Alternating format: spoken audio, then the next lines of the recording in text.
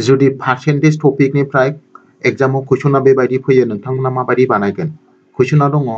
40% नि 150 प्लास 60% नि 150 आ जाबाय होमबा 40% of 150 plus 60% of 150 अब्ला बेबायदि कुइसन फैब्ला नोंथांमोना माबायदि बानायगोन नोंथांमोना आं बानायनाय बायदि बानायनाय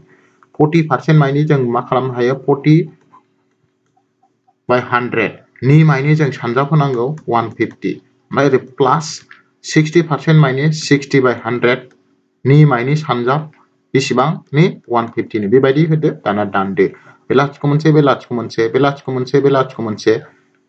बेनाबो बे लाथिख' मोनसे बे लाथिख' मोनसे बे लाथिख' मोनसे बे लाथिख' मोनसे दानबाय बेनि उनाव मा थाखो बेना 4 into 15 नैबे प्लास नैबेना मा थाबाय 6 into 15 दाना सानजाबा बेसेबां मोनगोन 4 जों 15 जों सानजाबा जों 60 मोनो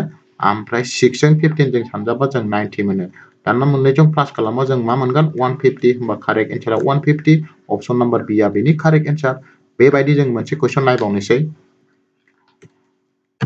नेक्स्ट कुइसना फैबाय कुइसन नम्बर 2 आव जुदि मोनसे अनजिमानि 8 जौखोन्दोआ 6 अब्ला अनजिमाया जाबाय अब्ला बेबायदिबो फैबा जों माबायदि खालामगोन मोनसे अनजिमानि जोंना मा होनदों 8 जौखोन्दोआ 6 होमबा मोनसे अनजिमाखौ जोङो मा खालामबाय मोनसे अनजिमाखौ खोथाय खोथा जोङो x लाबाय होमबा x नि 8 जौखोन्दो नालाय x नि सानजाब 8 जौखोन्दो मायने 8 by 100 इक्वल टु बेसेबांनो 6 होमबा जों बेखौ बोरै खालामगोन ओरैहाय 8 जों x जों सानजाबाय 8x ओमफ्राय 100 जों 6 जों इनटु खालामगोन बेनि उनावहाय जोङो x खौ लाखियोब्ला मा खालामगोन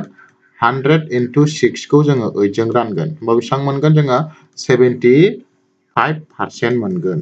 होमबा कारेक्ट एन्सारा बबे जागोन बेयाव नैबे 75 बा अनजिमाया 75 जागोन थेंक इउ